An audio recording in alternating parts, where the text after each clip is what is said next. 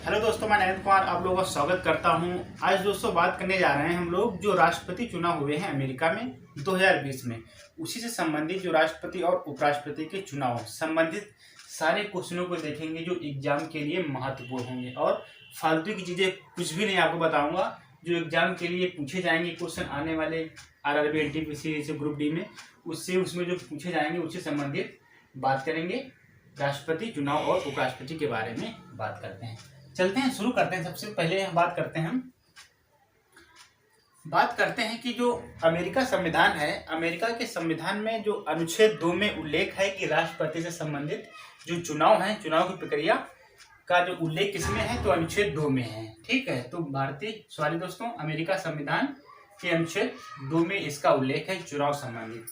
ठीक, उसके बाद बात करते हैं कि जो अमेरिका में जो पार्टियां थी दो, जिनका दबदबा काफी बेहद अच्छा था, तो उन पार्टी का नाम क्या है, तो डेमोक्रेटिक पार्टी और रिपब्लिकन पार्टी। ये दो पार्टियां ऐसी थी। तो इन्हीं दोनों पार्टियों में बात करते हैं कि डेमोक्रेटिक पार्टी के जो उम्मीदवार थे उनका नाम क्या है, तो जो बाइडेन। क्या है, जो बाइडेन, जो वर्तमान में 20 जनवरी को शपथ ग्रहण करेंगे, ठीक है, राष्ट्रपति के रूप में। उसके बाद एक पार्टी है रिपब्लिकन पार्टी, इसके उम्मीदवार कौन थे, तो डोनाल्ड ट्रंप थे। तो उसके बाद बात करते हैं जो अमेरिका में राष्ट्रपति चुने गए हैं और 20 जनवरी को शपथ ग्रहण करेंगे, और वो कितने नंबर के राष्ट्रपति होंगे, तो 46वें नंबर के राष्ट्रपति होंगे। कौन, जो बाइडेन। ठीक है, जो बाइडेन जो हैं वह 46वें नंबर के राष्ट्रपति होंगे। कहाँ, अमेरिका के। उसके बाद बात करते हैं कि जो अमेरिका के जो पहले राष्ट्रपति थे उनका नाम क्या था, तो अमेरिका के जो पहले राष्ट्रपति थे उनका नाम था जॉर्ज वाशिंगटन। ठीक, जॉर्ज वाशिंगटन उनके जो पहले राष्ट्रपति थे। तो अमेरिका के जो प्रथम राष्ट्रपति थे उनका नाम क्या था, तो जॉर्ज वाशिंगटन थे। और बात करते हैं 44वें नंबर की कौन से राष्ट्रपति हैं, तो 44वें नंबर के थे बराक ओबामा। 44वें नंबर के राष्ट्रपति के रूप में चुना गया था। और बात करते हैं 45वें नंबर के कौन हैं, तो डोनाल्ड ट्रंप हैं। तो एग्जाम में पूछा भी जा सकता है कि 44वें नंबर के कौन से हैं, तो 45वें नंबर के कौन से राष्ट्रपति हैं। ठीक है, तो 44वें नंबर के बराक ओबामा और 45वें नंबर के डोनाल्ड ट्रंप। और प्रथम जो राष्ट्रपति थे वह जॉर्ज वाशिंगटन थे। उसके बाद बात करते हैं 2020 में अमेरिका राष्ट्रपति चुनाव में किस पार्टी ने जीत दर्ज की है। तो 2020 में अमेरिका राष्ट्रपति चुनाव में किस पार्टी ने जीत दर्ज की है, तो वह डेमोक्रेटिक पार्टी है। और डेमोक्रेटिक पार्टी के जो उम्मीदवार हैं वे कौन है, जो बाइडेन, जो राष्ट्रपति के रूप में चुना गया है हमें। उसके बाद आते हैं कि जो अमेरिका के इतिहास में सबसे अधिक उम्र के जो राष्ट्रपति चुने गए हैं वह कौन है, तो जो बाइडेन है। कौन है, जो बाइडेन है। कितनी इनकी उम्र है, तो 70 वर्ष इनकी उम्र है। कितनी, 70 वर्ष इनकी उम्र है, जो सबसे अधिक उम्र के राष्ट्रपति के रूप में इन्हें चुना गया है। ठीक, अमेरिका के इतिहास में पहली बार ऐसा हुआ है। ठीक, जो सबसे उम्रदराज राष्ट्रपति को चुना गया है। ठीक, उसके बाद बात करते हैं कि जो अमेरिका में जो उपराष्ट्रपति के रूप में जो चुनाव हुए हैं उसमें जीत किसने दर्ज की है, तो अमेरिका में उपराष्ट्रपति चुनाव के लिए जीत दर्ज की है कमला हैरिस ने। और कमला हैरिस जो है वह अमेरिका की उपराष्ट्रपति जो हैं वह पहली महिला उपराष्ट्रपति के रूप में इन्हें चुना गया है। तो अमेरिका की उपराष्ट्रपति बनने वाली है पहली महिला है कौन, कमला हैरिस। ठीक है, तो अमेरिका की पहली महिला ऐसी हैं जो उपराष्ट्रपति के रूप में इन्हें चुना गया है। ठीक, उसके बाद बात करते हैं जो कमला हैरिस हैं, इनके जो पिताजी हैं अर्थात फादर्स हैं जो इनके, वह कौन थे, ब्रिटिश थे। उनकी जो माता कौन है, तो वह भारतीय हैं और भारत के तमिलनाडु के राज्य की रहने वाली हैं। कौन, कमला हैरिस की माता जी। ठीक, उसके बाद बात करते हैं जो राष्ट्रपति एवं उपराष्ट्रपति का जो चुनाव होता है वह किसके द्वारा कराया जाता है। तो राष्ट्रपति और उपराष्ट्रपति का जो निकाय है वह निकाय कराया जाता है किसके द्वारा, तो इलेक्टोरल कॉलेज। किसके, इलेक्टोरल कॉलेज के द्वारा ही कराया जाता है। अब बात करते हैं इलेक्टोरल कॉलेज ये है क्या, तो ये दोस्तों इसको समझने के लिए थोड़ा हम समझते क्या है, इधर समझ लेते हैं हम। आपको पता होगा कि जो हमारे यहाँ विधायिका है, ठीक, क्या है दोस्तों, विधायिका, जो हमारे यहाँ विधायिका है उसके दो अंग हैं, क्या है, द्विसदनीय है, क्या है, लोकसभा और राज्यसभा, ठीक है। तो उसी प्रकार अमेरिका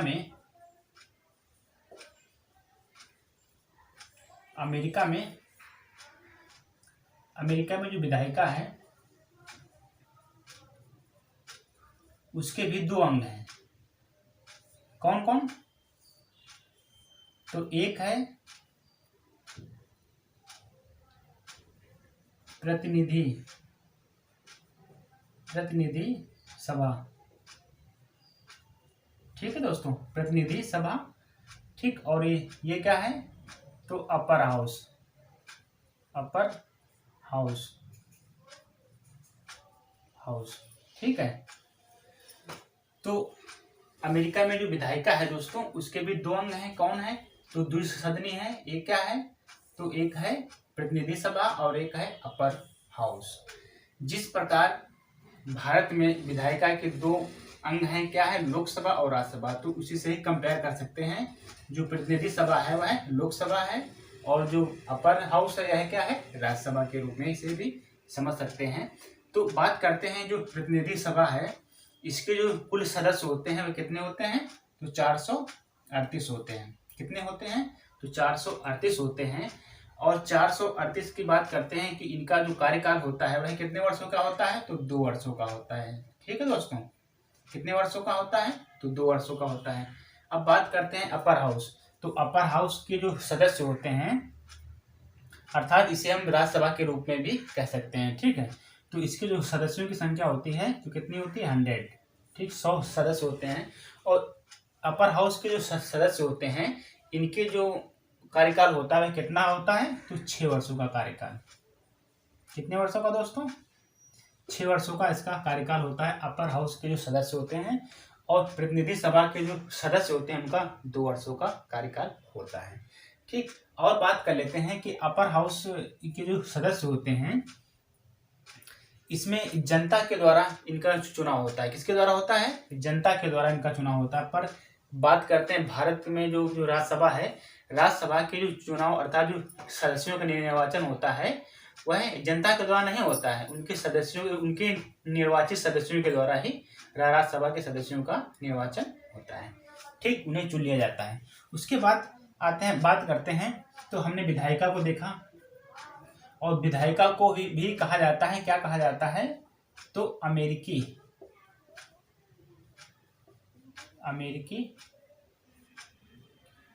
कांग्रेस।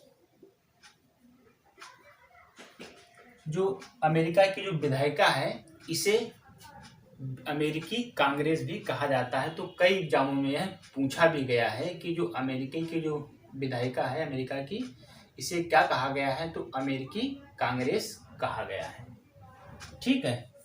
तो हमने ये चीज समझी कि अमेरिका में विधायिका है और विधायिका की क्या है? द्विसदनीय है, क्या है? तो एक प्रतिनिधि सभा और एक अपर हाउस, ठीक है।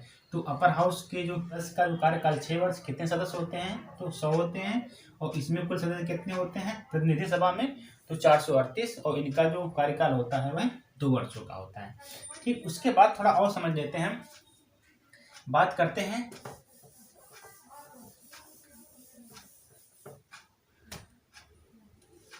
राष्ट्रपति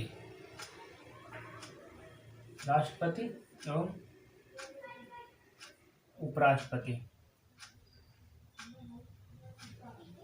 उपराष्ट्रपति, ठीक। इनका जो चुनाव होता है एक तरीके से जो अमेरिका में होते हैं राष्ट्रपति और उपराष्ट्रपति ही चुने जाते हैं। कहाँ? अमेरिका में, ठीक। बात करते हैं कि जो इलेक्टोरल कॉलेज जो है इसी के द्वारा यह निकाय है और इसी के द्वारा ही राष्ट्रपति और उपराष्ट्रपति का चुनाव कराया जाता है, ठीक। अब बात करते हैं इलेक्टोरल कॉलेज क्या है? इलेक्टोरल कॉलेज क्या होता है दोस्तों? इनके जो सदस्य होते हैं, किनके? इलेक्टोरल कॉलेज के जो सदस्य होते हैं इनका चुनाव जनता के द्वारा होता है, ठीक। जनता के द्वारा इनका चुनाव होता है, जनता इन्हें चुनती है और जो इसके सदस्य होते हैं, इलेक्टोरल कॉलेज के जो सदस्य होते हैं वह राष्ट्रपति को वोट देते हैं। ठीक है, तो जनता किसको देती है? जनता वोट देगी किसको? इलेक्टोरल कॉलेज के सदस्यों को जनता वोट देगी और इलेक्टोरल कॉलेज के जो सदस्य होंगे वह राष्ट्रपति को वोट देंगे। ठीक, उसके बाद फिर चुना जाता है राष्ट्रपति। अब बात करते हैं कि राष्ट्रपति, अमेरिका के राष्ट्रपति के जो अर्थात जो बनने के लिए कितने वोटों की आवश्यकता होती है, तो 270 अगर सदस्य हैं तो वह राष्ट्रपति बन जाएगा। ठीक, और बात करते हैं राष्ट्रपति से संबंधित, बात करते हैं चाहे राष्ट्रपति का चुनाव हो या फिर उपराष्ट्रपति का चुनाव हो। अमेरिका के राष्ट्रपति और उपराष्ट्रपति के चुनाव का बात करते हैं तो इनका जो कार्यकाल होता है वह सिर्फ 4 वर्षों का होता है। कितना? 4 वर्षों का होता है। पर भारत की बात करते हैं तो भारत में 5 वर्षों का कार्यकाल होता है। किसका? राष्ट्रपति या उपराष्ट्रपति, दोनों का। ठीक, पर यहाँ अमेरिका में 4 वर्षों के लिए होता है। और बात करते हैं कि यहाँ जो राष्ट्रपति बनने की जो अवधि है बनने की, मात्र 2 बार। कितने बार? 2 बार। 2 बार ही अमेरिका में राष्ट्रपति बन सकता है, चाहे राष्ट्रपति चाहे उपराष्ट्रपति। ठीक, पर बात करते हैं कि भारत में, तो भारत में कोई अवधि नहीं है, वो जितनी बार राष्ट्रपति बनना चाहे, उपराष्ट्रपति बनना चाहे वो है बन सकता है। पर अमेरिका में 2 बार से ज़्यादा वह राष्ट्रपति नहीं बन सकता है और इनका जो कार्यकाल होता है वह 4 वर्षों का होता है। ठीक है, फिर आते हैं, बात करते हैं राष्ट्रपति चुनाव। राष्ट्रपति बनने के लिए कितने वोटों की आवश्यकता होती है?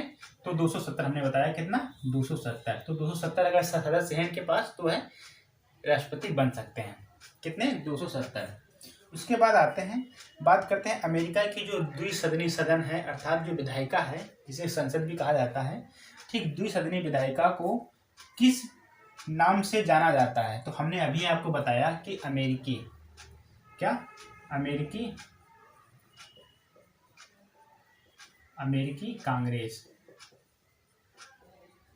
कांग्रेस के नाम से भी जाना जाता है। किसे?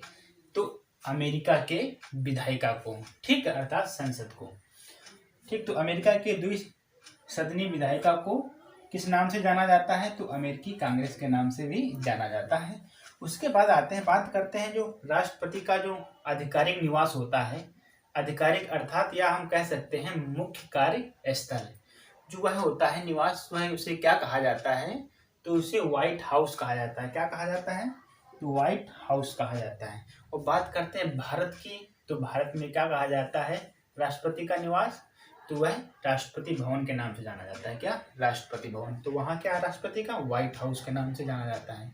ठीक है, उसके बाद आते हैं, बात करते हैं विश्व का पहला लिखित अर्थात विश्व का पहला लिखा संविधान कौन सा है? तो वह अमेरिका का ही लिखा संविधान है। विश्व का पहला लिखा संविधान किसका है? तो अमेरिका का है।